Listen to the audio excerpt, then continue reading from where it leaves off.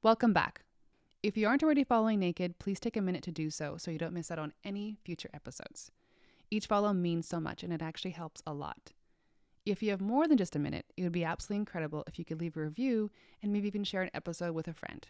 I am relatively new to the pod world, especially new to the things that are important in the podcasting world. And apparently reviews and follows are up there on the list of importance. So I really appreciate it. Thank you so much for taking the time to do this. Welcome to Naked, where stories unfold. I'm your host, Janelle, a once former pastor's wife who exchanged small town living for a nomadic life. The unexpected change in our life led my husband and our 4 kids to traveling the world. From years of being rooted in our small town to the thrill of wandering the world, our story has been anything but ordinary. On our journeys, we've met amazing people, learnt their way of life, and heard their unique stories, which has led me to understand the profound impact of shared experiences. In each episode, we explore moments of transformation, guided by one single question: is there a time in your life when everything changed? We invite ordinary storytellers like yourself to share the often unexpected turns in life. So grab a seat and settle in. This is the Naked Podcast. Welcome back to the Naked Podcast. This is part 2 of my conversation I had with my husband, where we talked about a time in our life when everything changed. So if you haven't listened to episode 25, I highly suggest you go back and listen to that one before you dive into part 2. Thank you so much for being here, for being a part of the Naked community, and for listening to these stories. All of us are so grateful that you're here and joining us from wherever you are in the world. I hope that you have a beautiful and wonderful day. Here we are, you on my left again, and I was just saying to you that our better sides is actually the other side. I tried last time. I know you did. You were not having it. I just think we're cuter on the other side. The backside? No. I don't have much butt. No, you don't. You don't. Do you remember where we were? Are you wanting to switch? Do you want to try it? I wanted to try it last time. Okay, let's try it. All right. It sounds like we're climbing out of an attic when we get out of these chairs. It's director chairs? Yeah. Lawn chairs? Okay. Oh, that's so much better. Yeah, you look cuter on that side. Mm. Okay, you know where we were? Do you have any idea? We kind of just cut it off. Apparently we were in Narnia? We were in Narnia. I know, because we're sitting in front of this beautiful, I don't even know when this would have been made, but a long time ago. And it has like a big lock on it, and I told the kids, like, this is the door to Narnia. So maybe we could take you on an adventure. It's funny, actually, when you talk about, I remember the first time we came back after the first year away. I know I'm sort of jumping forward a little bit, but you come back and it was like hitting a treadmill that's like running, or like going through the airport and you get on one of those like moving walkways. Yeah. You're just like, whoa, I'm going fast. Like everything's moving. Yeah. And I just remember like time went by so quickly when we were back in Canada. Like it was just busyness. Things were just going and happening. Mm-hmm. And it made me realize, oh, okay, I often use when people ask me about traveling, I often use the story of Narnia, where it's like, you go and live an entire life in this other space. Yeah. And then you find yourself tumbling back, and it seems like you are reinserted into a lifetime ago. Mm-hmm. You've lived all of this other thing over here, and you get thrown back into your normal life. And it's like, it's weird because time stretches so much when we're traveling, when we're out, because like the mind is constantly trying to do like conversions on money and where is safe and what's not safe, and where do we go to get food, and what's a good thing to eat. You're never on autopilot where you just sort of drive home from work one day and don't even remember your drive. Yeah, it never happens. No. So it's kind of a funny thing though, Narnia wardrobe. Yeah. No, that whole thing in. I do remember coming back from traveling the first year, and it's like, we've talked about this, how different cities have a heartbeat. It's like when you're a child and you come home and you don't need to see your mom, but you just know she's mad, and you're like, I'll just be going to my room, because you can feel that essence. And I think as we've traveled, we realize like different cities. Hopefully it's not me. Yeah. It was always me. That doesn't surprise me. Yeah. No, but having like each city has. That's why when you're mad now. Pace. Yeah. I'm just like, just please be one of the kids. No, not me. Ah, she's disappointed in me. But you can feel it like a pulse. Yeah. It was like a pulse of cities and villages. You can kind of feel when it's rapid, and I think that's one thing we noticed, or I noticed coming back, was just the rapidness of life. Maybe that's partly because we know so many people there and things like that, so it's easy to get on that treadmill of life. But it's routine. Yeah. It's normal. It's you don't have to you think just about slip where you're into going. it. You just go. Yeah. You don't even need to steer because the ruts are so deep. Yeah. Just get there. In fact, it's hard to not do what you always Yeah. did in that environment, even though you've learned a different way of living. It's hard not, just like those train tracks are so deep and so engraved, like the groove is so there that it's easy to, here you are. Mm-hmm. You're just going full force ahead. You just don't realize that you didn't stop, right? You just didn't stop. You just were going. I think of it sometimes as a child when you see a kid, like especially babies, and they're just like they're enamored by their hand, and they're just like so taken up by it. Kids are such beautiful teachers, and how they just know how to do things and be really present, because nothing else outside that hand exists. It's all discovery. Yeah. Everything is new. Yeah. Right. And so apparently I'm going to butcher this because I'm not a science guy by the fact I just said science guy. You can tell. But apparently the way we sort of catalog time is through making of memories and discovery.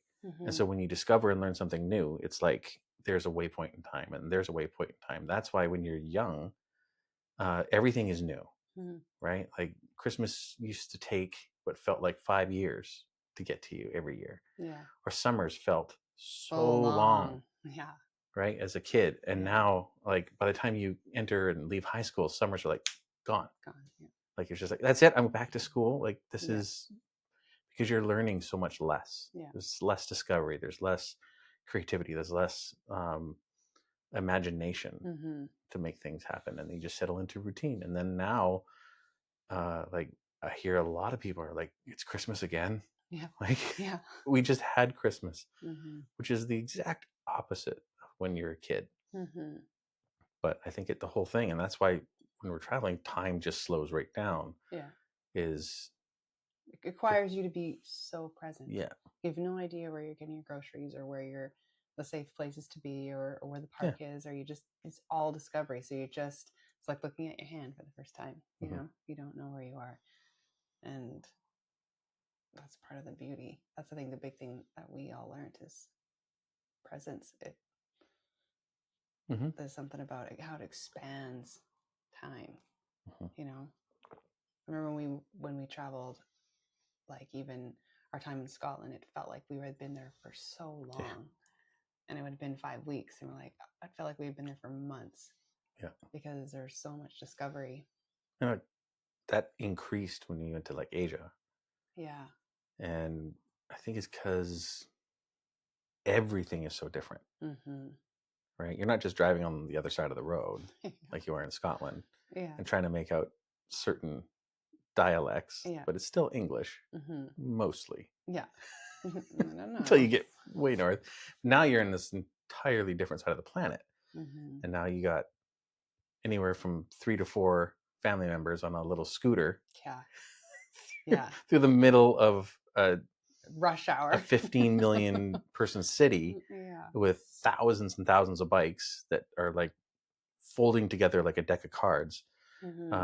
It's crazy. And so like you're always learning, always discovering, always having something new and different. And it's the wonder and the like amazement, just I don't know, it does something magic. It makes time relative. It just stretches it. And feels like I've lived 4 lifetimes in this last 6 years. Totally. 7 years. Almost 7. So let's go back a little bit to where we kind of ended off on the last pod. So we were just coming out of, oh shit, we're gonna die. I don't know if a car, these things, feeling really like you're tumbling, and then the novelty of feeling Scotland. And Scotland we had both experienced prior when we were younger. We'd gone there as kids and did some stuff there. So bringing our kids there didn't feel so scary. But then we went to London, and we chatted a little bit about this where you were like, let's go to this cafe. And I was like, I'm pretty sure someone's going to try to shoot us here. Like just being so on Weird the that you edge. thought about that about London and not when we were moving to California. Yeah. Just like, I just felt so, I think it was just the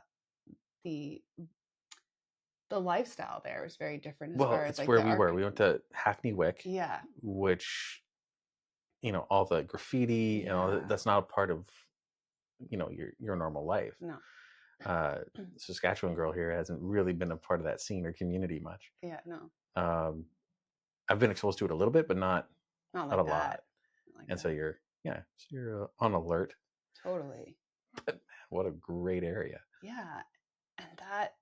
And that fear of like waking up sweating, being like, oh my goodness, what have we done? Have we done the wrong thing? Are we crazy? We totally are crazy, and then being in London and being afraid to go out. And then I think we were able to take that fear in some realm and turn it a bit. For me anyways, you were a lot less fearful. You're more adventurous than I am. I'm much more like, I like to have my safety nets, But I was like, okay, we need to do something. Well, there was a stabbing on our train. There was. And that scared me. Yeah. That was like the first time that you guys went out. I'm like, they're taking forever to get back. Why are they taking so long to get back? And then I start Googling, like, just, I don't know what I looked up, but it was like, current stabbing on so-and-so. And I was like, oh my gosh, it's the same train they're on. I was so afraid. Oh my goodness. That's why it took so long. They shut down the train line. They did, A little stranded. So. Right. But and so you're on edge for so many reasons. We just like had the carpet ripped out from underneath us and just feel like, what are we doing? There's really no path. But then we met this guy in the street. And you did. Well, I did, yeah. So the kids and I decided, I was like, we need to go out. Let's go buy some chocolates. Let's make some notes and let's go and do some acts of kindness in the neighborhood. Maybe that'll like help me like just see people, because I was just afraid. I was really just afraid. And so we walked around and I put some on people's cars, people's houses, and then we fear what you don't understand. Right? Yeah, exactly. I met this older man who'd been raised in the area. He lived there as a child. He was raised there. He's an artist there. He has like an art studio, and we gave him these chocolates, and he started singing, "Don't worry about a thing." And we're just like, he was so lovely, like kindest eyes, and just such a lovely person. I don't know why I'm crying. Insert clip. Yeah. I think it broke the barriers. Things that you're like afraid of, or people you feel like you don't understand, or you feel so different from them. And it just created this lovely bridge. Just the first interaction on our trip that reminded me that we're all so similar. And we all just want to be loved and be seen. And it was just like, he saw us. I don't know if he knew how afraid I was, but he just had this warmest embrace and kindest heart. He's like, come over. We were leaving the next day, but he's like, come over to my place. I want to show you my art studio, and you guys can come and practice art with us. And it was just like, wow, people are amazing. And I think that's for me when it started to change. It felt like it started to change internally for me, where I felt less afraid and more in awe. And I think that's when we were like, what are our values and what's important to us in this trip? And it's like, yeah, we're going to see great things like the Eiffel Tower, and we're going to go on these adventures, but like, what is this about? Right. Even travel days. Oh my gosh. Like, I remember travel days, an absolute stress case of a nightmare. Like, I'm a pretty calm person, not on travel days. Well, packing days. I would say travel days were your stress case. Yeah. Packing days were my stress case. Whereas it's like, we're packing and I'm just like, I just know the packing day is coming. I can feel all of like the anxiousness and overwhelmed feeling. How am I getting all of this into that? Like, we traveled the first year with 3 carry-ons, 6 backpacks and 6 people. Yeah. That means you and I shared a carry-on for all of our clothes. I know. Our backpacks just had our like Well, toothbrushes. mine was all like camera gear. Yeah. Yeah. I don't even know what you were wearing. Like just same pair of pants the whole year. I'm not sure. It's not much more now. I have one bag. Yeah, you do. Like a duffel. You're like, minimal. That's it. But it's such a like we were living such compact lives, and so we had to put everything into these bags, and just that angst of being like, oh, dang, how are we going to do this? And then we'd get past that, and like the kids were all like hyper, they're feeding off my energy, and then the next day was yours, and it was like everybody just shut up. Dad's taking this day, and he's gonna be stressed. And it was just like probably 3 days on either end of just like absolute on the edge of our seats because we were just so, I don't know, wound up. It was just like the moving was a big deal, you know? And I think all of that started to change. Moving days started to change. The experience of traveling started to change as we started to see people. Is it when I got the nickname Oscar, or was that before that? No, that was years ago. That was when the kids were little. Yeah, no. Concept of time. We brought that back. Yeah. Yeah, because you had resurrected yourself from that name for a while, and then when we started traveling, there was like these days were just like so angsty, so we just like Oscar's here, and we just knew what that meant. Yeah, I'm sorry. Yeah, that's okay. I was like totally crazy for the first 2, like the days before packing, so it's fine. We took our turns. We've calmed down since then. Yes. Yeah. But yeah, I think that experience with that gentleman in the streets in London then turned into this like, why don't we give out chocolates on to every flight we go on? Why isn't our day of travel a day of giving back? And that like created this excitement. It cost us like $20 to $30 every flight we went on, but it changed the way we looked at travel day. Yeah. And it changed the way the people that were the flight attendants, the flight crew, it changed how they felt. Like I can remember many times them ushering their kids into the front to come meet the pilots. And I can remember other times when they would just cry and be like, I've never been thanked. Right. Like, what? For me? You know? And it softened the travel days so much. And it's like, oh, this is about, this whole thing is about seeing humanity. Yeah. And I think that's how everything started to slowly change. And that's what made the trip feel like. I think that's also when we wanted to stop seeing everything. That is. It's like, yeah, we're going to go see one thing. Yeah. 2 things, maybe, whatever. We're not going to pack all these sightseeing tours in and go see all the stuff. Yeah, we missed some things. So what? But it was about the people. Yeah. And connecting, like, especially when we got rural. Yeah. Right? Like, remember, like Thailand, Bali, Vietnam was less rural. That was right in the thing. But like getting invited into like people's homes. Yeah, you remember and that? Seeing how they live. The kids went to a funeral in Bali. Yeah, they did. They saw their first dead body. Yeah, but there's a guy just laying there in the garden. Yeah, but this was their life, right? Yeah, it's like he gets buried in the garden. Yeah, and that's just part along of it, with all the other people that are there. So it's like, but being a part of that, getting like, there's this big festival. Let's go out into the streets and carry torches with all the villagers. Yeah, and watch them do their big fights with these creatures they made, and like it's crazy. It's being a part of those things. It was felt, I felt very honored. Yeah, to be let in. It's like you can come backstage. You can see behind all the tourist stuff. Yeah, come back here.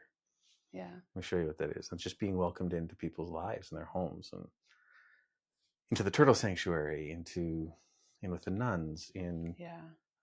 Even when we were in Spain, I remember us being at a park, and I think it was a beach actually, and this woman started talking to us, to the kids, and we went to her house, and she's like, yeah, I've got room for all of you. Tiny little apartment. We all crammed in. They made fresh pasta, and we just enjoyed dinner with, I think she was from Israel and he was from Italy, and they spoke like 12 languages between the two of them, and they had us in their home, and it was like, wow, we're a big family. To invite a couple of people is one thing. That kitchen. Oh, it was so little. We're trying to prepare meals for 8, there was 9 6, people. 7, 8, 9, and they had a friend. There's like 10. Yeah. And this like hallway of a kitchen, and everyone's trying to cook. Yeah. It was like, it's crazy. And the dining room was like in a bedroom. We had lawn chairs at the table. But it was just like, it didn't matter. It was like this connection with people. And that's the thing that I think surprised us the most. And being in Europe was one thing. Like we joined the nuns and helping serve the homeless, and the girls were wrapping presents for women in prison and their children. But then, like you said, like being in Europe was one thing. That there was these beautiful opportunities that transpired, and we got to connect with people.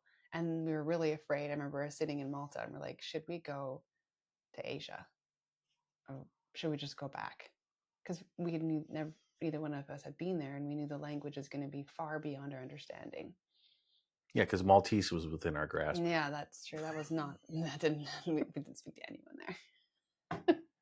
We tried. We tried. But then we went to Asia, and it just grew. That understanding of humanity, the love of people, the embracing. Like, we know no Balinese, we know no Vietnamese. Like we don't speak any of these. That might be the hardest language. Crazy. Vietnamese. Yeah. And yet they opened their hearts and their doors and their spaces and invited us in. It's one of the most engaging, I think, eye contact. People just really see you. I remember being there, and they like bow and like in all the markets, all the stalls, everywhere. It's just so engaged with you, you know. And then inviting us into some beautiful spaces, like with the turtle. We were in Bali, and we had gone past this place a few times, and you kept visiting it. And you couldn't get the hours right. Yeah, it was like a 20, not even like 10-minute drive on the bikes from our place down on the beach, and it kept going there, and they just couldn't seem to find the right time when everything would align, and then it did. Yeah. And met this man, Kiki.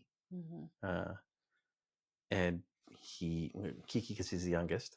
Oh yeah, that's right. I forgot about that. No, they have like the 4 names. Yeah. It just cycles. Made, Good Day. Katut. Katut's the youngest. Oh yeah. There's something, I can't remember them all now. Something in Katut, but like Kiki wasn't part of that. Right. Thing. He just had his own name. Yeah, he did. And him inviting us into this sanctuary, which is what it was. It was a sanctuary for turtles, but it was for him as well. I remember going to his house and having a translator with us talking. And just discovering that, he was a drunk. And one night stumbled on these turtles, these eggs, and decided he needed to dedicate his life to protecting these eggs. And dug a hole and marked it out and guarded them. And then the turtles hatched and they went to the ocean. And then he decided, that's what I'm going to do with my life. And he did. Built this thing. The government comes for turtle releases. Got to be a part of this giant thing where he held back a turtle for each of us. The 6 of us. We were there a lot though. We'd go there 3 days a week. Yeah. Yeah, for hours. And got knee deep in some turtle shit. We did. So we paid our part, but didn't realize people go there to be trained on how to do this. It's part of an education. Yeah. It's like part of a certification. We got like a certification and a diploma with turtles in turtle care, yeah, not knowing that was coming. We just wanted to show up. Yeah. And so you fumble into these discoveries of these places, and you just realize, man, the world is full of amazing people that are just doing a part. Yeah. They're just doing anything. That's the other thing. It's like when you start to get into some of these giant cities, Guadalajara, Ho Chi Minh, and I would be so overwhelmed at times. I'd get to a place where there's a view, and you just look over the city. Rome, another one. When we were at the top, we saw the chandeliers in the street, and you just saw the throngs of people. Yeah. I just become so lost in the fact that I don't matter. It's like, it's impossible for all these people to matter. There's just too many. There's too many lives. There's too many individual stories wandering around for it to matter. And then it becomes almost a freeing thing, because it's like, oh, the world will continue without me. It will keep going. And I don't matter. In the grand scheme, I don't matter. Just another one of these humans wandering around with 8 billion others. And anything I do will incrementally improve or destroy humanity, those around me, the planet, all the things. So I can be a drop in an ocean, but that's the only way to get an ocean, is through all the drops. Right. And so you don't matter, but you do. And so it's just this liberating thing for me. I think, coming from like the religious background and I don't even know how to put it, the weight on every decision and the weight on every life, and that everything is valuable and everything matters. And it does, but there's like this push to be great and to have an influence and to influence those around you and the world, to make an impact and a dent. And those things are fantastic, but sometimes it just becomes too much. And then you become something you're not, you naturally aren't, in order to make a difference. Right? When the difference is handing out some chocolates and scrubbing a turtle. And if that's the part you play, you've played your part. Yeah. Did you see it? Did you see the beauty?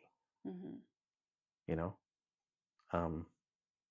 Yeah, I just found myself overwhelmed at times with how much was going on, and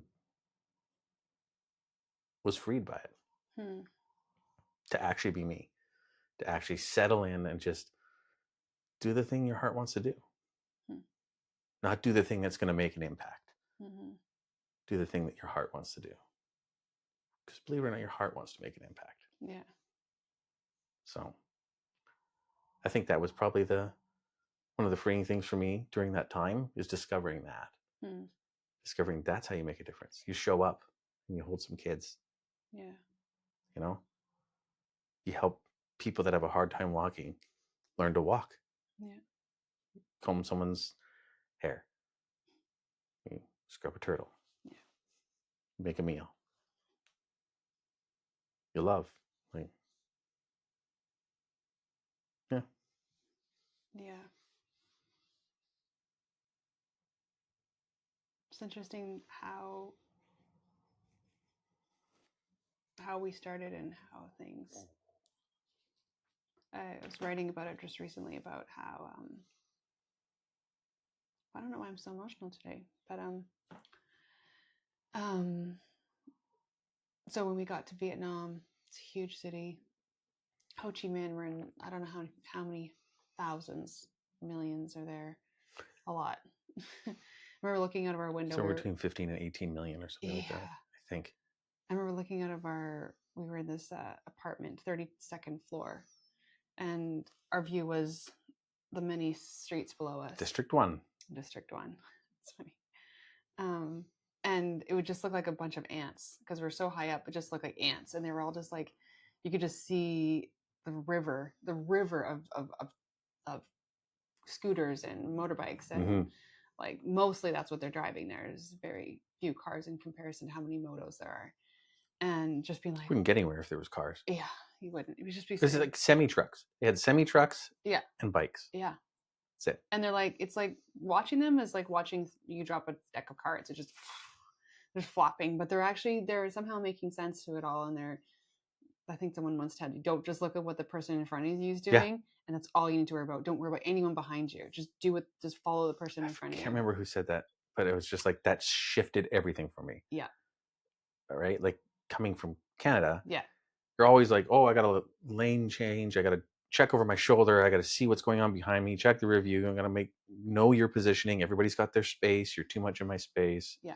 Try to merge and somebody won't let you in, and you're owning the road. There's all this, like, I don't know. There's like too much personal entitlement and too much personal space that is required. There is no entitlement there, and there is no space. No. And so it's like, just focus on the person in front of you. Yeah. Everybody behind you will do the same. Yeah. And so you have this incredible level of trust. Yeah, you do. Right? Like, I think that was the thing for me. It's like, don't trust anybody on the road. Yeah. Roads are full of idiots. Yeah. Yeah. They're all looking up. Right? Yeah. Everyone there is like, just focus on the person in front of you. Yeah. And so you'd have like 12, 14 bikes side by side, and like 25 rows deep. Yeah. Easily. And they're turning left. And then the same thing is coming at you. Yeah. And so you end up like, I remember I was turning this way, and then there's a group coming this way. And I'm like, okay, I'm just going to trust it. I'm just going to trust it. Focus on the person in front of you, leave enough gap for someone to go in between. The people coming across are going to do the same. Yeah. And it was like watching cards. When you shuffle them, yeah, they just yes, and streams of people were crossing one another, and somebody right in front of me and somebody right behind me. Thousands. And I was just like, this is incredible. Yeah. When everybody understands it, Yeah, and respects it, then it works. Yeah. It just works. I was like, oh, the whole world has to know about this. I got to bring this home. It never worked. Yeah. Too much entitlement. Too much. Well, it's just it's my road. Different world, right? Yeah, and true. It's butt clenching. Like, I remember riding in the back of that scooter with you, me, 2 or 3 other kids, and just being like, oh my gosh, are we gonna make it through? Just because it just looks like absolute chaos, but somehow it's organized chaos that you don't know unless you have been there long enough to understand it. Only one accident. Yeah. What they say, and it wasn't my fault. No, it was some foreigner. Well, they said, says me. Yeah, never. What did they say? Never look down through a crosswalk. Always be walking with your head up, looking. And this girl was looking at her phone. That's all she was doing. She was looking at her phone, walking through a crosswalk, and she got hit by like 2 bikes. Like, it was scary. I mean, it was just the awareness of like, just know where you're going. Like, whether you're walking or driving, look up. I thought I killed her. Her head hit my helmet. Oh, so scary. And the bike went down. You just like popped off the back of that thing, like, boop, I'm just going to stand on the road now. Like, you just, what's crazy though? You just stood there, and like I'm laying on the ground, the bike's running. But everybody just kept going around us. There was thousands of people behind us, and they just kept going around us. Everybody on the sidewalk. Yeah. Picked her up, picked me up, brought the bike up, straightened up the peg on the bike. Everybody okay? Here's some water. All right. Yeah, totally. Like, whoa. But everybody was there to help. Yeah. That was it. Yeah. Everybody's there to help. Got her an Uber to get her where she needed to go, so she didn't have to walk. But like, other than that, everybody was fine. Yeah. She probably had a concussion. Yeah, it was a bit of a hard hit. Hit her head pretty hard. Yeah. But I had road rash and broken foot. No, the broken foot was something else. That was the door frame. Toe, yeah. That's part of the adventure. But I think Vietnam, I was bringing it up as like, we're in this big city. We know a couple that's moved there years ago. They adopted a couple children and they live there. And I was like, again, like, our goal was, how do we find people? How do we connect people? I'll never forget. And we walked into one of the cleanest spaces I saw in all of our time in Vietnam. This room full of children. There's 80 kids, I believe, living in that specific home that were schooled there. They had rehabilitation for children there. They were fed there. And it was run by 2 elderly people in their 80s, husband and wife. And it was one of their 3 orphanages that they ran. And the children were kids that had been left in the streets as infants because of their disabilities were too complex. They didn't have any means to provide them. Well, a lot of it was left over from the Vietnam War. Yeah, Agent So Orange. Agent Orange gets into the soil, Yeah, and apparently when you stir that up, it actually can last for years and years and years. And so yeah, they were discovering these children born like 10 years ago now, yeah.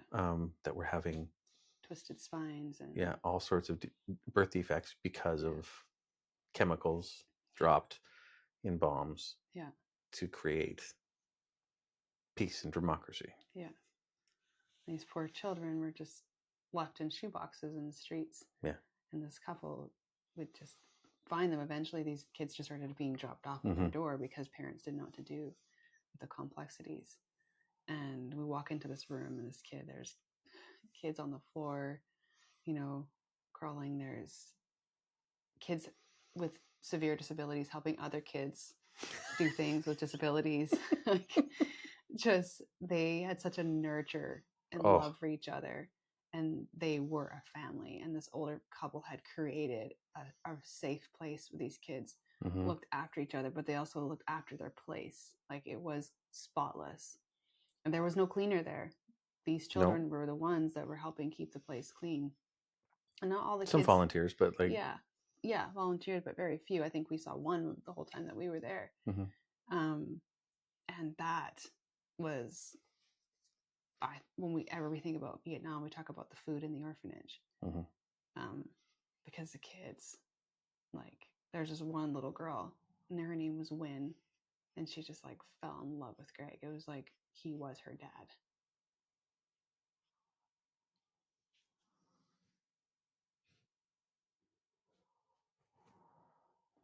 So I'm emotional.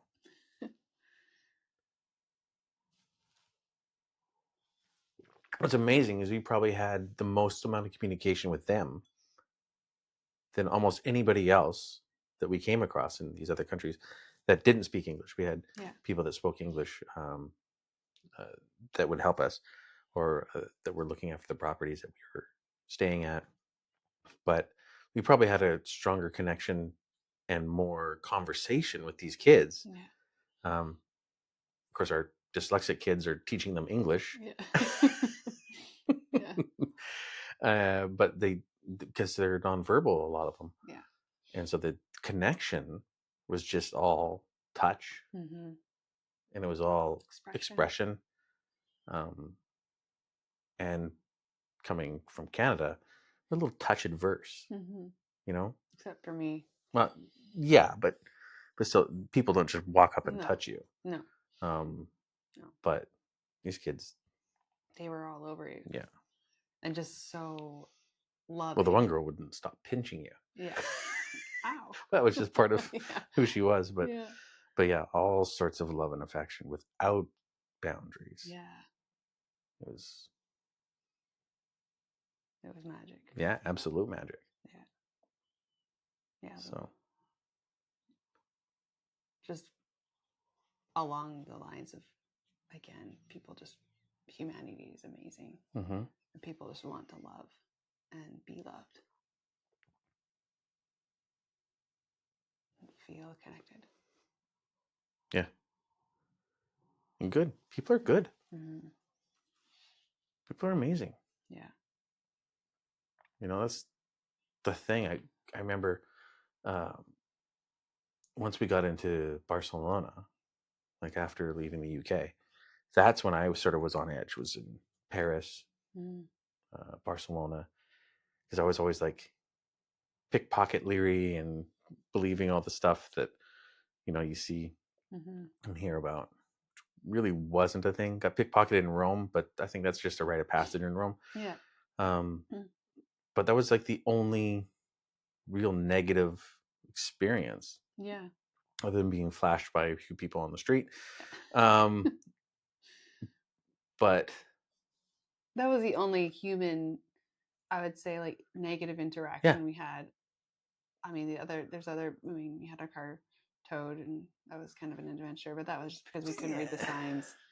We had our stuff infested with bed bugs. That was a bit of a deal. That was something we had to really figure out because we knew nothing about bed bugs. And we were waking up. You learned fast. We were waking up with bites. The girls had hundreds. Yeah. I was like, okay. But people. Like, unbelievable. We're in a tuk-tuk it was in Thailand.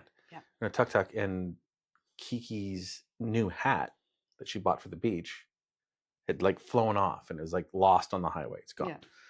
And then like 5 minutes later, all of a sudden there's this This honking. is a lane of traffic. Let's not forget. Oh yeah, it's a highway. This is like a highway full of fast moving vehicles. Yeah. It's not a slow. Our tuk-tuk, our hair is all over the place because there's no windows. Yep. There's like a tiny little roof on it, and it's just like it's all open. And so we're just a whirlwind of a mess because we're on this highway. And then we just hear this honking. Yeah. And this person drives up next to our tuk-tuk and like unrolls the window, and like out comes the hat. Yeah. And so they're swerving over, and we're like leaning out of the tuk-tuk open on the side. We're like grabbing the hat. Yeah. Like, thank you, beep, beep. And they're gone. Like, you lost your hat. Yeah. I got it for you. Or like the time when we were in Vietnam and we didn't know how to cross the street. Oh my God. And we was like when Gregg was mentioning earlier, there's like 12 lanes and there's, thousands deep. And we're like, oh my gosh, okay, how are we going to cross the street? Like, we need to get across the street. And it's just, there's traffic is just going nonstop. And we're sitting there for a while.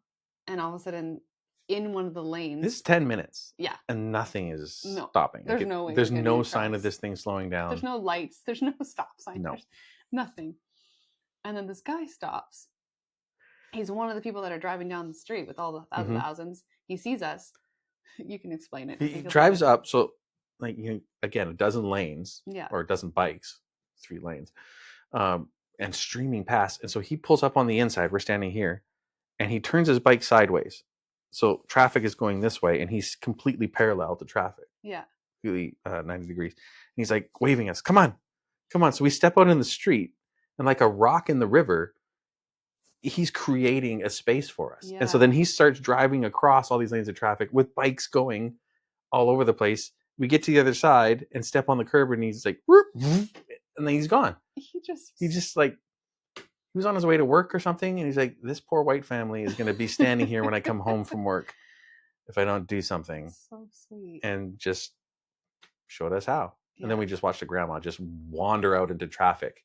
Yeah. And just like bikes went around her, and she went across. I guess you just walk out into it. Yeah. I'm like, okay, this is how you do it. Trusting in other people. Yeah. And, you just don't do that. You're not taught to trust anyone.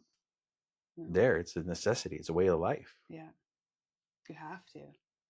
And there's such so much community. Mm-hmm. I think that's what I realize is that everybody eats in the street. Yeah. On those little plastic chairs. Totally. Like, people don't cook at home. They're just like go out and sit till like 2, 3 in the morning. Yeah. Eating banh mai and having drinks. Yeah. On little tiny plastic chairs. little kids' chairs. So cute. Yeah. It's crazy. Well, we never would have this idea like, let's go see the world. And it's like, let's go see people. Yeah. And how that felt. How those connections made us feel so at home. Mm-hmm. Because I think there's a loneliness to traveling that people don't talk about. Mm-hmm. Like, not being home for those special events at Christmas and these birthdays and things that you're normally around for us especially.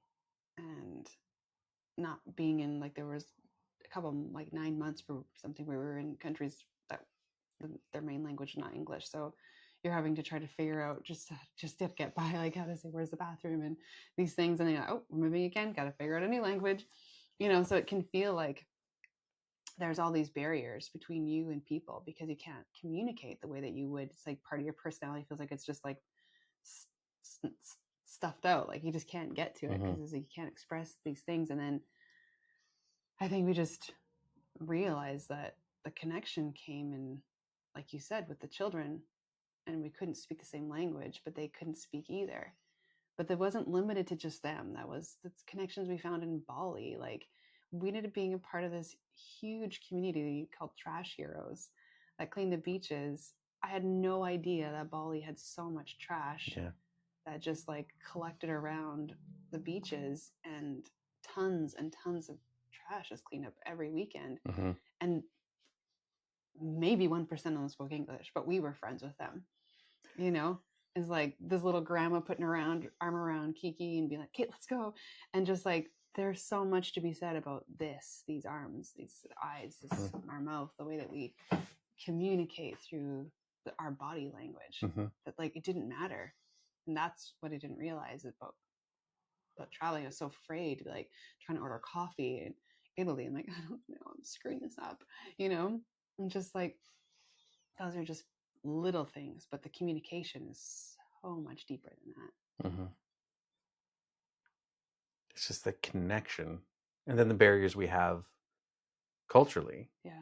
To, you were saying like the way that everyone sees you when we were in Indonesia, in Southeast Asia, where people see you and because of the bowing and welcoming, and it's like it seemed like everybody was more alert and attentive and not just walking past you, even though there was way more people. Yeah.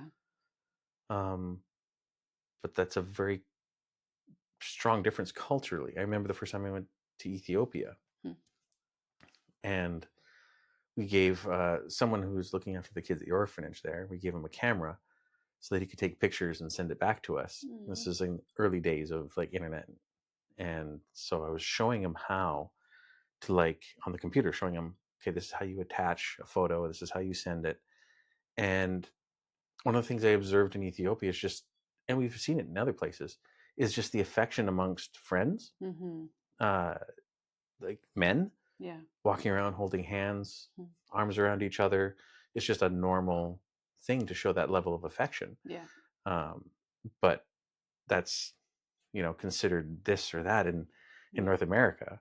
And so there's like this lack of physical affection or amongst men. And so I remember sitting there typing, showing him how to send an email. And again, that affection is not, there's no barriers there for that. And so here, sit and type. He's sitting here and type. And his arm is underneath mine like this. And he's just like rubbing my arm like this. Like you would someone you're super fond of. And I'm trying to type, and this guy is doing this to me. And I'm like, Emmanuel, I don't know what to do with this. Like, I didn't say that to him, but inside I was like, I don't know what to do with this. I'm having all sorts of like barriers being crossed. And I know it's just him showing affection because he's super appreciative of what is happening. And I am like, okay, it's not that I have a problem with it. It's just, it's foreign. I don't understand it. And then I just relax into it. I'm just like, okay, he's just saying, I love you. And yeah, I love him. Like, so just take it. And I just remember just like taking it, and just it was like there was a part of me that was like really, really dry and thirsty that I didn't even know existed. And I just started receiving this affection, male affection or masculine affection. And it just started flooding into me. And I was just, oh my goodness, I didn't know this was a part of being alive, you know? Because my friends weren't like that. It wasn't a part of our culture. It was, yeah. And it, especially growing up in like the 80s and 90s, it was definitely not a part of culture. If it was, it would make you queer. And so you just like, there was all sorts of stigma and stuff wrapped around it that it just that all started to crumble. And I was like, this is incredible. You know, I come from a Swedish Norwegian family on my father's side, and so not a whole lot of physical affection going on there either. Because that's just not what happens. You know, it's not a part of the family culture. Not Italian. Not Italian. Gregg has a way. I feel like everywhere we've gone, you like connect with Italians, Balinese, like you start to know a bit of their language. I don't know, you pick up a couple words and you become besties. It's like you have more best friends around the world than any of us do. It's crazy. Just have these connections. Yeah. It's great. It's interesting. Yeah, it is. It's like, I don't know. It's this beautiful thing that you've discovered about yourself, I think, as we've traveled, and it's become more and more obvious the more places we go. Men love me. They do. Our last place, we were in Italy a few months ago, and this guy owns a restaurant, and he's just Daniela. Daniela, super lovely man. We ended up wanting to get Gregg an apron for Father's Day. The girls went over and he's like, "Oh, if it's for Gregg, give him mine." And he takes off his apron right there and he's like, "This is a gift for him." It's just like, oh. Well, their restaurant was right connected to where we were staying, and so you got to walk past there all the time. So we have a little conversation. Yeah. I would know a little bit of Italian that I would just try to practice out, and then they'd correct me, and they'd teach me a little bit of Italian and words that aren't like common. Yeah.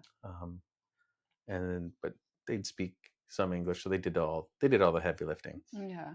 But it was just sweet, hanging out, and we'd barbecue out front. So it was a walled city, right? So it had this long corridor. It's just ocean on the other side. Yeah.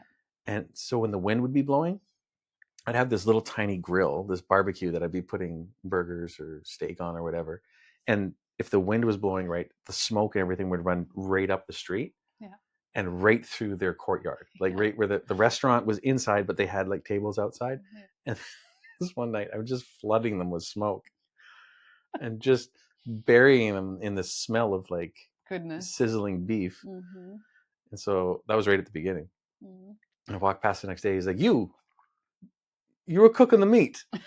I'm like, yes, I'm sorry. He's like, no, cook it all the time. Next time invite us. So yeah. No, that's good people. People, like, they're fascinating.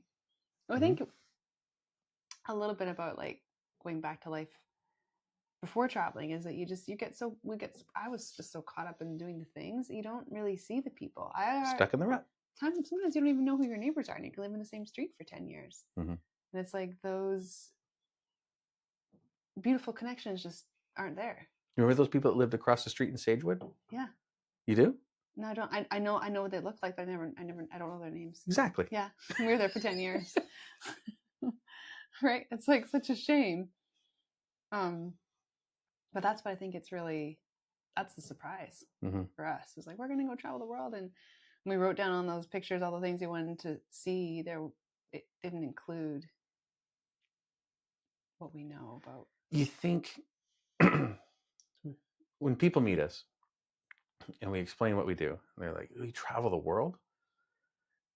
I know the thoughts like this they've told me, what goes through their head is just like, oh, the Great Wall of China, and then pyramids and oceans and mountains and temples and the Eiffel Tower and stuff in Rome. You just start seeing all like these incredible highlights that are from all around the world. Mm-hmm. And those things exist. Yeah. But that's not the goodness. No. You know, it's like climbing a mountain. Mm-hmm. There is so much beauty when you get to the top that you can't take it in. You can't absorb how incredible it is. And so your senses overload. Yeah. And you're like, wow, this is nice. We should look at going down. Yeah. Because it's going to be 5 hours of going down too. It's the up and the down that give you the amount of time you need to take in the detail of the beauty. Mm-hmm. It's not the mountaintop. Mm-hmm. It's the up and it's the down. Because that is when you're present. That is when you're looking at the small, the little wildflower, the creek, the trickle, the rock rolling down the hill, all the things that you can't see when you're at the peak. You just see valleys and mountaintops and clouds, and it's astounding. It's wonderful. Yeah. But that's not where the goodness is. It's in the little, where your feet meet the ground. And you get to be in that place right then and there. Yeah. That's when you take in the beauty and the wonder of it all. And that's what the traveling is, yeah, great. Colosseum, incredible. Like, Yeah. Pantheon, the Parthenon, Mm-hmm. you know, Pantheon, like 152 feet across, largest freestanding span for 1,500 years. Incredible. You know? Yeah. Incredible that somebody would think of that. Yeah. But there's nothing. Mm-hmm. Comes and it goes. The second time you see it, it's like, wow. And the third time you're like, yeah, the lineup's too long. I'm not going in. Yeah. But the people Yeah. you're with, people you meet, those you bring into your orbit, Mm-hmm. into your universe. Mm-hmm. That's the special. Yeah. That's home. Yeah. That's home. Mm-hmm. Yeah. I remember when we were in Nicaragua, and it's a place we weren't really wanting to be for very long. Not at first. It was really just a stopover between Mexico and Costa Rica. Yeah, you got to go to Costa Rica. Yeah, because our daughter was going to school there, and she was like, "Let's go to Costa Rica. That'll be amazing." And Nicaragua. But you say Costa Rica to someone, they go, "Oh, Costa Rica." You say Nicaragua, they go, "Nicaragua." Where's that? It's not dangerous. Yeah, right next door. Yeah. So we stopped there for a couple months. Had a really abrupt start. All Gregg's camera gear being taken away.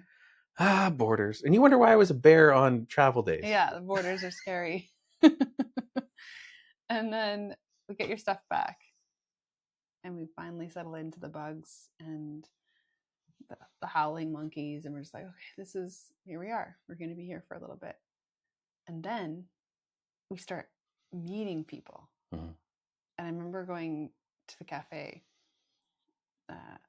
to Ding, and every time we'd go there, we'd meet somebody new and come back like, how did it get better? Like, how does this place just keep getting better? How's it possible? And it just did. And then we were like, we should do a Thanksgiving dinner. There's some people here, like we should have a gathering. Well, we had one of the worst storms, and we lived out in the middle of Timbuk nowhere. We're out in the middle of the jungle.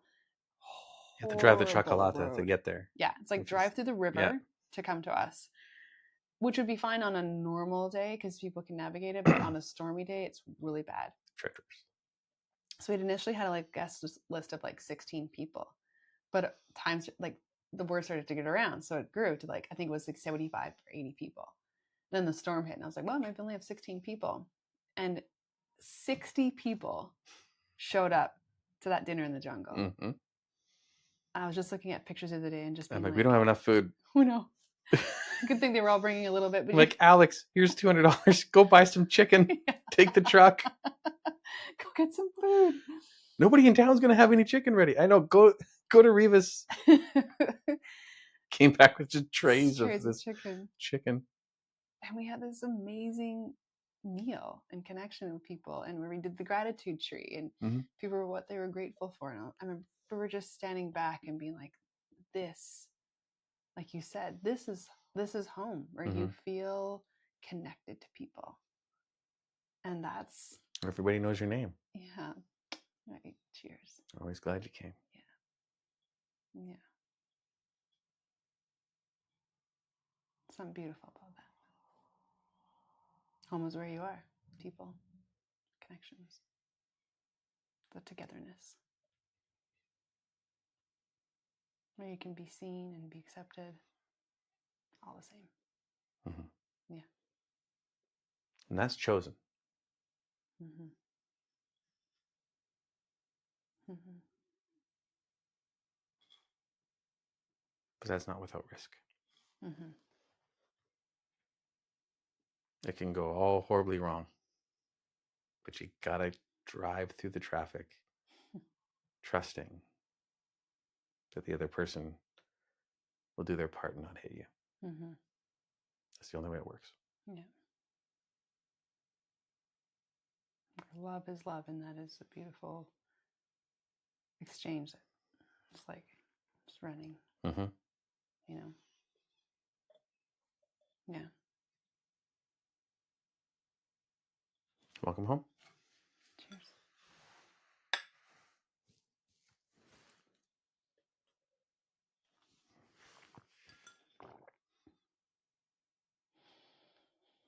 It's empty. It's empty. Oh, thanks for being here. For sharing part of our story. Just one of the snippets. Where else would I be? It's in my bedroom. You're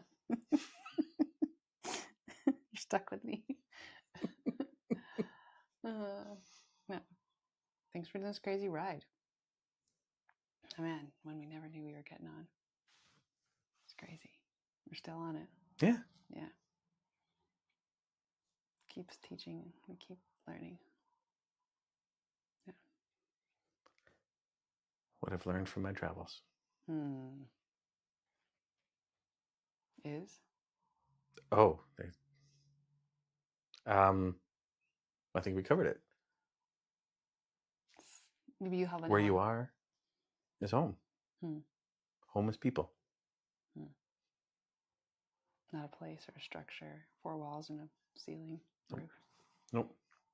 That all changes. We've stayed in anything from churches to castles to tree forts to jungle huts, tents, to damp, everything in between, houses. flooding houses, bug houses, houses with snakes, toads, everything. Toads coming out of the toilet. Yeah. Not frogs. No. Toads. Toads, yeah.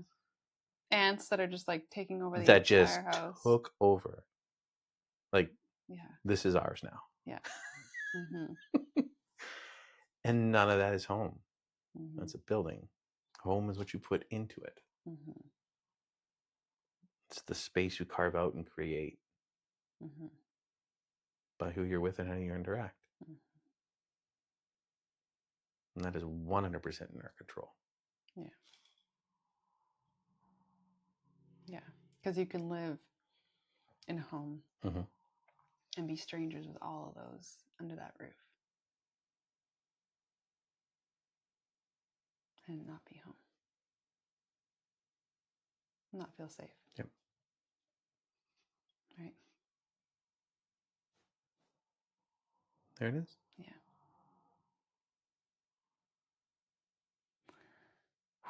That was an emotional one. Thanks for joining me, for sitting here and for talking about all that. Of course. Yeah. Absolutely. I'm going to walk 25 feet to my office and go to work. Yeah. All right. Well, thanks so much. Thank you for joining us today, for being part of Oh, yeah, there's people here. Naked, and for listening to a bit of our story and the journey that evolved from in a very unique way that's totally changed us and our kids, and the way we see the world and the way we see ourselves and the people in this world. Yeah. Cheers to all the amazing, wonderful, glorious people and connections we've made along this crazy journey. Yeah. I can't cheers. It's empty. Cheers to myself. It's bad luck. All right. Thank you for joining us. I hope you enjoyed today's episode. Please take a moment to subscribe and leave a review wherever you get your podcast goodness. This way you'll never miss out on any future episodes, plus it really helps us. And if you want to share your favorite episode with a friend, that would be absolutely incredible. This goes a long way. If you'd like to join Naked by sharing part of your story, just leave us a message on Instagram or email us at nakedwithjanelle@gmail.com. Also, a big thanks to my son, Mikkel, who is the best cheerleader and maybe one of the biggest believers in Naked, and also produces and edits all our podcasts. I am beyond grateful for him and very aware that I couldn't do this on my own. Thank you so much for tuning in and for being here.